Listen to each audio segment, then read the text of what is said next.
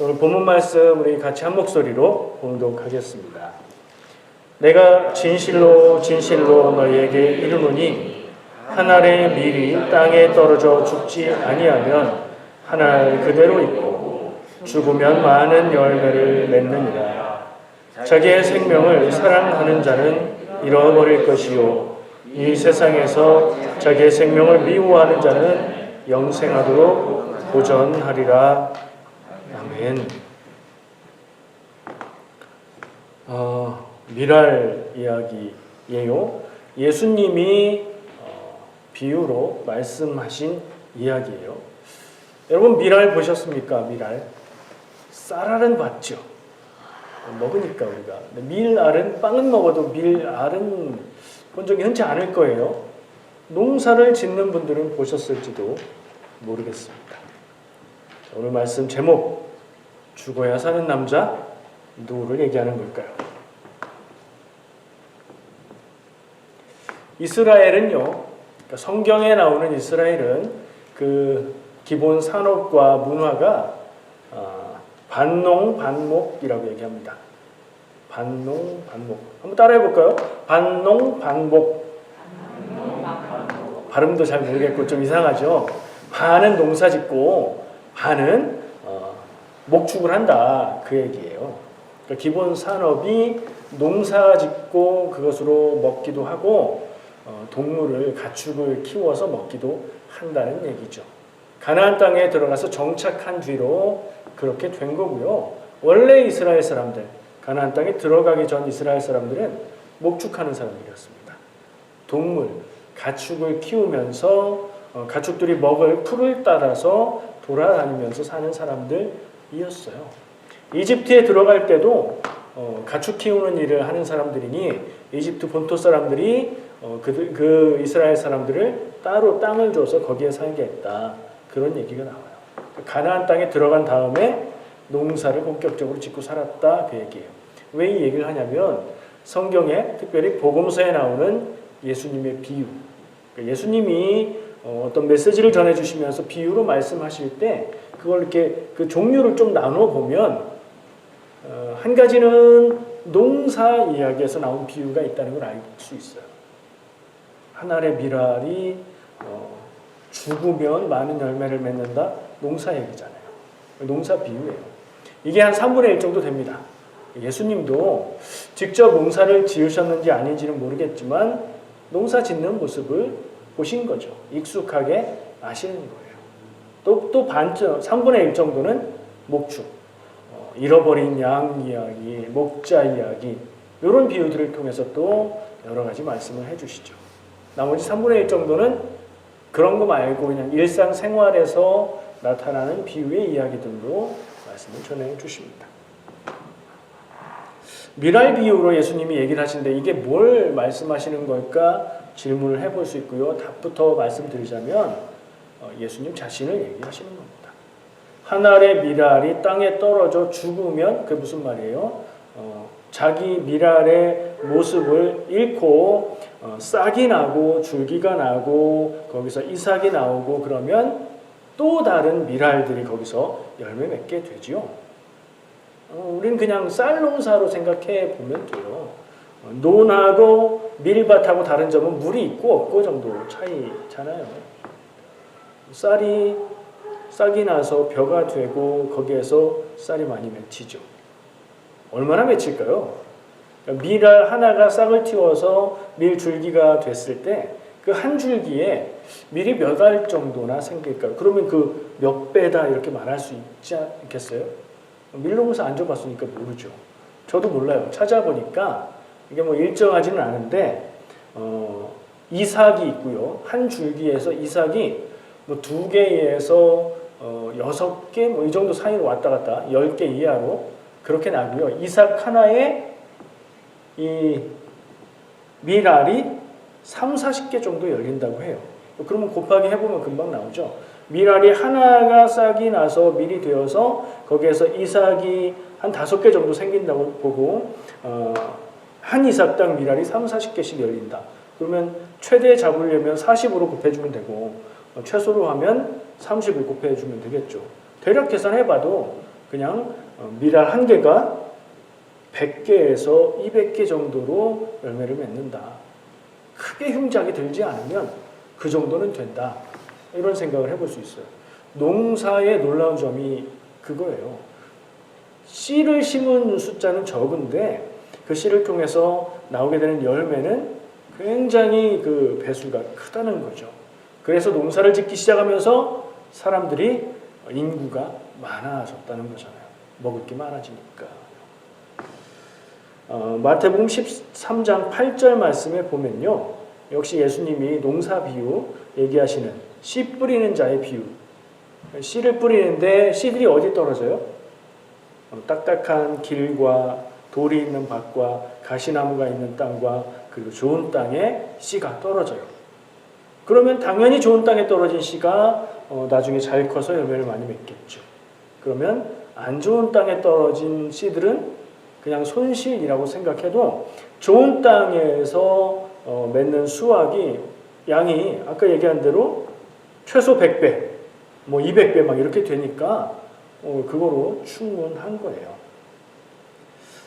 마태복음 13장 8절 방금 그 말씀드린 비유의 말씀에 보면 예수님은 100배 그리고 60배, 30배가 맺힌다 이렇게 얘기하셨으니까 예수님도 농사에 대해서 모르는 게 아니시고 그리고 우리가 생각할 때는 이 비유가 좀 현실보다 더 많이 얘기한 거 아닌가 하는 생각을 할 수도 있지만 사실은 오히려 최소의 양으로 잡은 거다 그런 생각을 해볼 수 있어요.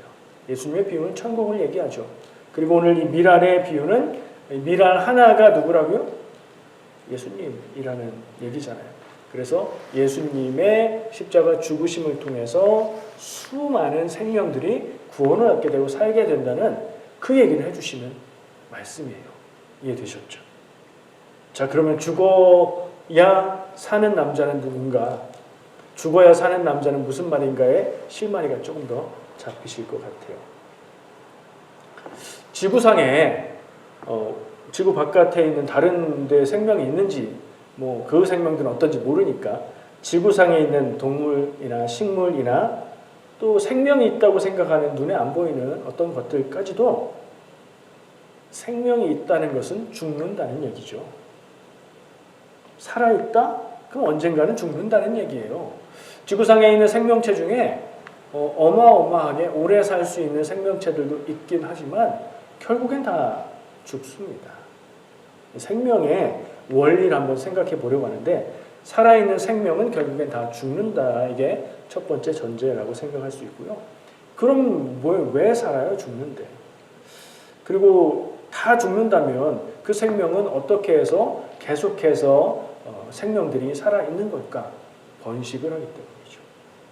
사람은 자녀를 낳고 아기를 낳기 때문에 부모가 죽어도 자녀들이 대를 이어서 살아가는 거죠.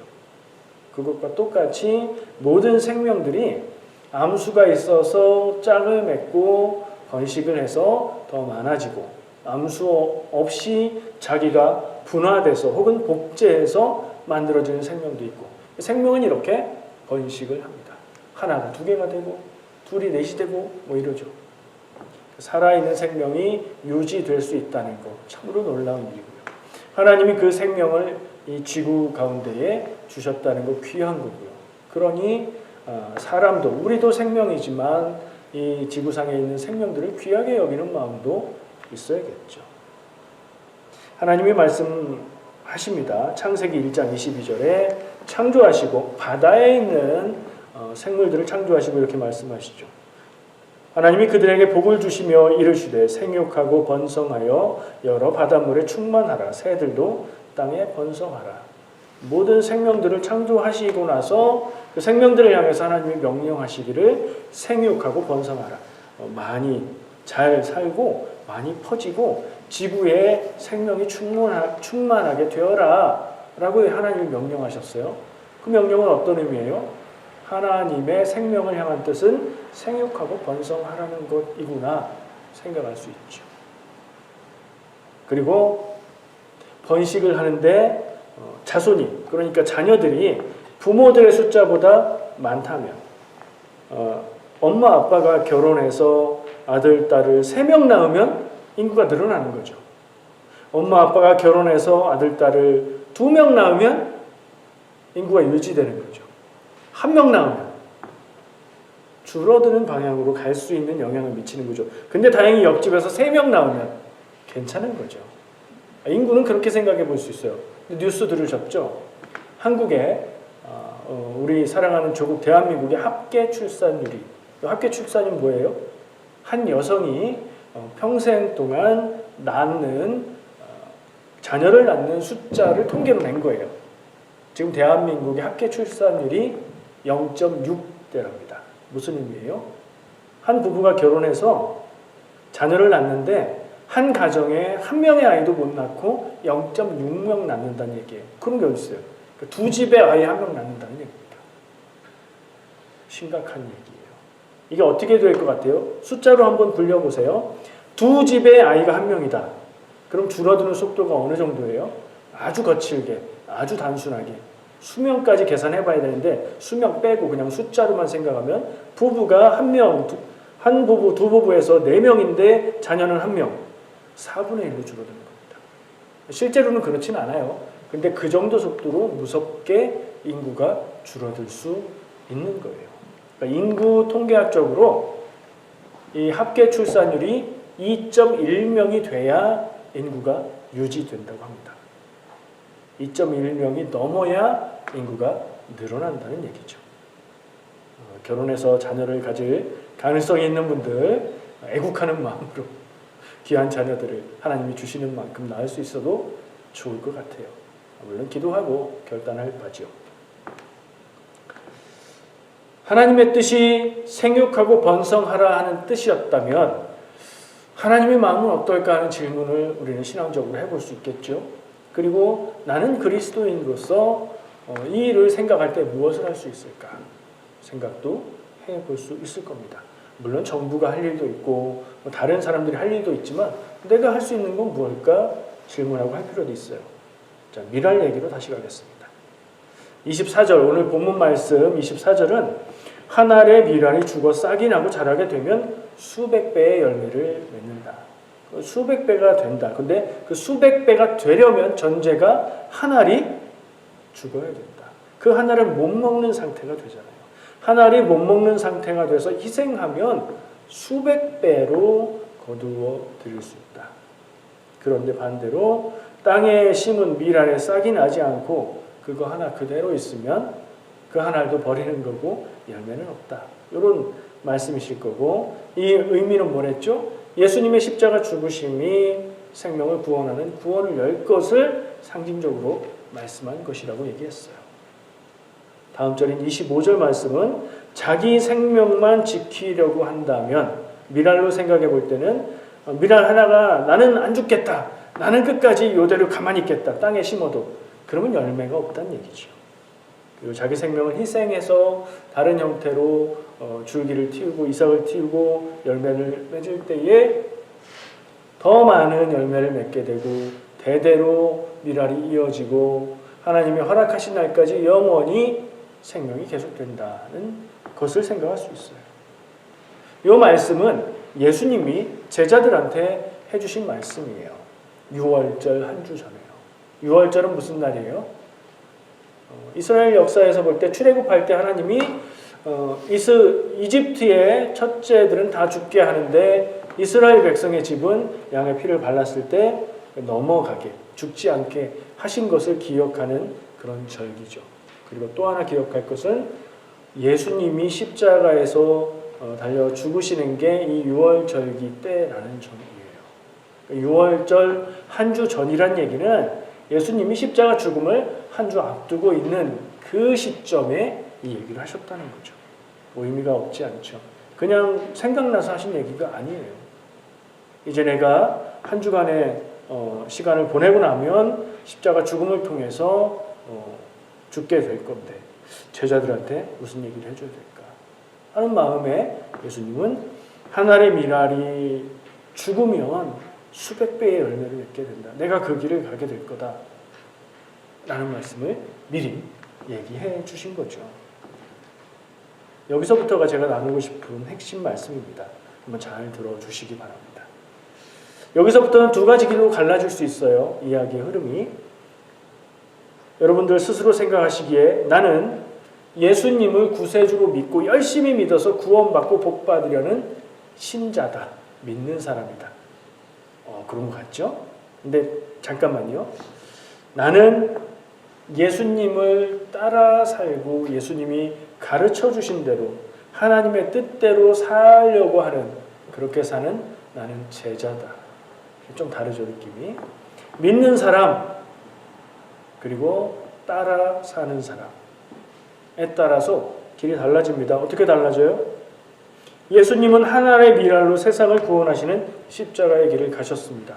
할렐루야, 감사합니다. 우린 그걸 믿고 구원받으면 끝이 아니고요. 신자라면 그런 모습으로 가는 걸 원하겠지만 제자라면 생각이 달라집니다. 예수님이 십자가의 죽으심으로 구원의 길을 가셨다. 나도 예수님을 따라가야 되겠다. 예수님을 따라가면 십자가 죽음의 길을 가야 된다는 얘기인가? 오늘 말씀에 빗대어 생각해 보면 예수님이 하나의 미랄 되어서 죽으시고 열매를 맺게 구원의 길을 여시는 것처럼 제자라면 나도 그 예수님의 길을 따라서 어떤 형태로든지 내 인생을 통해서 나는 죽고 수많은 생명이 사는 길을 내가 살아가야 되겠다는 생각을 할 수 있겠죠.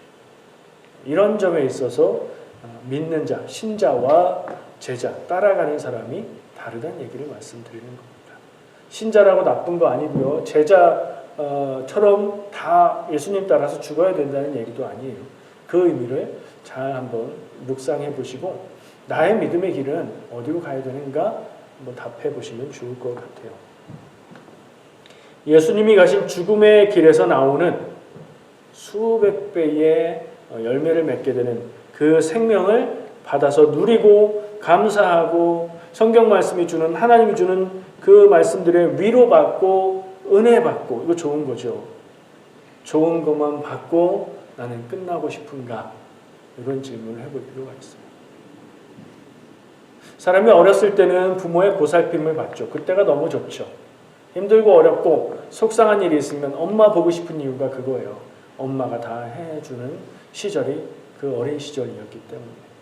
근데 갈 수 없죠. 나는 어른이 됐고요. 가정을 이루었고요. 내 인생을 내가 이제 살아가고 있고요. 내가 감당해야 되는 거예요.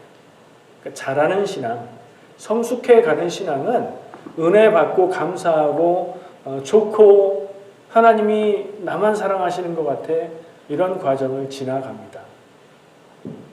그리고 지나가서 어른이 되어 가야 합니다. 여러분, 어른이 되면 저는 제가 아까 말씀드린 그 틀로 얘기하면 우리는 신자로 시작해서 믿음으로 은혜 받고 그 생명을 받고 은혜를 누리고 믿음이 자라고 성숙해 가서 신앙적인 영적인 어른이 되어서 내가 감당해야 될 길, 예수님이 가신 길, 예수님이 살라고 한 하나님의 뜻대로 사는 길을 사는 때까지 나가야 되겠다는 생각을 합니다. 다 똑같을 수는 없겠죠. 본질적으로 그렇게 제자가 되겠다 해도 삶의 모습이 다 똑같진 않을 겁니다. 그러나 나는 그렇게 예수님의 제자로 예수님의 길을 따라 살겠다. 생각이 있는 인생은 다를 것이 분명합니다. 내가 예수님처럼 죽어서 또 많은 생명을 낳는 미랄이 될 것인가? 아니면 나는 나 혼자 미랄로 그냥 내 모습 유지하면서 그렇게 존재하다가 끝날 것인가? 생각해 볼 중요한 문제 같습니다. 생명의 원리에 비추어 보자면, 아까 이야기했었는데 생명의 원리를 생각해 보자면 미랄이 나고 미랄이 죽고 거기에서 또 새로운 미랄들이 나고 이렇게 대를 이어가면서 생육하고 번성하는 것이 하나님이 주신 생명의 원리입니다. 그럼 신자의 길과 제자의 길 중 우리가 앞으로 가야 될 길은 어떤 길인가 생각해 볼 수 있겠지요. 자, 죽어야 사는 남자는 누구입니까? 예수님이 첫 번째인 거예요. 근데 자, 예수님이 죽어야 사는 것은 예수님의 부활도 생각해 볼 수 있겠지만 예수님이 죽으셔야 사는 사람은 따로 있습니다. 예수님이 죽으시고 다른 사람이 사는 거예요. 우리가 그 생명을 얻는 겁니다. 예수님의 죽으심에 십자가 죽으심의 은혜로 내가 살게 되는 겁니다. 그래서 죽는 것은 예수님, 사는 것은 우리가 되는 거지요. 그 다음에 예수님을 따라서 또 죽어야 하는 사람, 그 죽어야 사는 사람의 길을 따라갈 사람이 있다면 누굴까요? 저분, 저 사람, 저 믿음 훌륭하신 저분이 가시면 나는 그 은혜만 받으면 될까요? 지금 당장 무엇을 하라는 요청은 아닙니다. 그러나 우리가 가야 될 길을 바라본다면 나도 그 길을 가야 되지 않을까 생각해 볼 필요가 있습니다. 우리는 부모가 되면 자녀를 위해서 힘쓰고 애쓰고 생명을 내어주고 그리고 떠나갑니다. 자녀를 위해서 죽나요? 그 얘기가 아니고요. 저는 자녀 양육하는 과정들을 보면서 부모가 자기의 생명을 자녀들에게 나눠주는 것 같다는 생각을 합니다. 자녀들 그렇게 생각하면 좋을 것 같아요. 엄마 아빠가 나에게 생명 주셨고 나를 키우는데 엄마 아빠의 생명을 다 주면서 나를 살리신다. 기억하면 좋겠어요. 이 과정이 신앙의 측면에도 있어야 됩니다. 어떤 면으로 적용해 볼 수 있을까요? 그냥 일단 어쨌든 예수님처럼 죽자 이런 생각은 당장 해볼 수 있는데 적용해 볼 수 있는 어렵지 않은 방법이 있습니다. 영적인 잉태 뭐 이런 얘기를 하는 적용들이 있죠. 전도하는 거에 그런 이야기들을 적용합니다. 내가 전도해서 누군가를 내가 전도해서 그 사람이 믿지 않는 사람이었는데 믿게 되어서 그 인생이 구원받고 그 영혼이 살게 되었다. 그럼 내가 새 생명을 잉태하고 낳게 되는 것과 같다. 이렇게 얘기할 수 있겠죠. 그런 과정에 적용해 볼 수 있을 것 같아요. 내가 사는 모습을 보고 영향을 받아서 구원받는 사람이 있다면 그건 더 귀한 것일 겁니다. 저는 이게 더 중요하다고 생각합니다.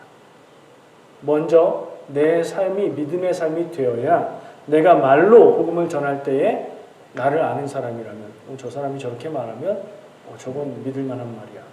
힘이 있겠죠. 그렇게 사는 여러분들 되시기를 축복합니다. 꼭 내가 몇 명을 전도했냐? 야, 내가 평생 살면서 적어도 한 명은 전도해서 구원시켜야 되지 않겠느냐? 뭐 이런 얘기들을 하지만 그 숫자가 중요한 건 아닙니다. 하나님의 뜻과 하나님의 일을 이루는데 내 인생이 사용될 수 있다면 내가 직접 전도해서 구원받는 사람이 없는 것 같을지라도 내 사는 인생을 통해서 하나님의 일을 이룰 수 있으면 그것도 곧 전도하는 일이 될 수 있다는 얘기죠. 그것이 생명으로 생명을 낳는 일이 될 것입니다. 그래서 오늘 부활주일 설교를 통해서 나누고 싶은 얘기는 우리가 다 죽어야 사는 사람이 되자는 겁니다. 지금 당장 죽자는 건 아니고 우리 인생이 그런 인생이 되자는 얘기죠. 예수님은 죽으시고 자기도 사셨습니다. 부활하신 거죠. 하나님이 살리셨습니다. 그 부활로 세상의 생명을 살리시는 구원의 길을 여셨습니다.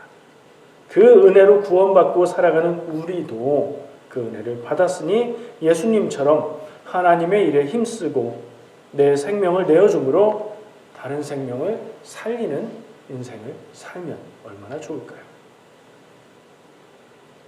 예수님의 미랄 비유를 통해서 예수 그리스도의 죽으심이 어떻게 다른 생명을 살리는 일이 되는지 나누었습니다. 그런 의미에서 예수님이 다시 사신 것도 부활이고요.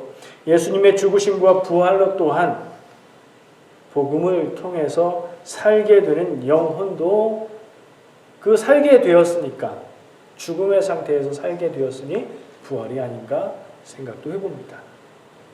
여러분도 여러분 자신이 복받고 끝나지 마시고 신앙의 목적이 내가 복받는 인생을 살겠다로 인생을 설정하지 마시고 그건 당연한 것이고 그것을 지나가서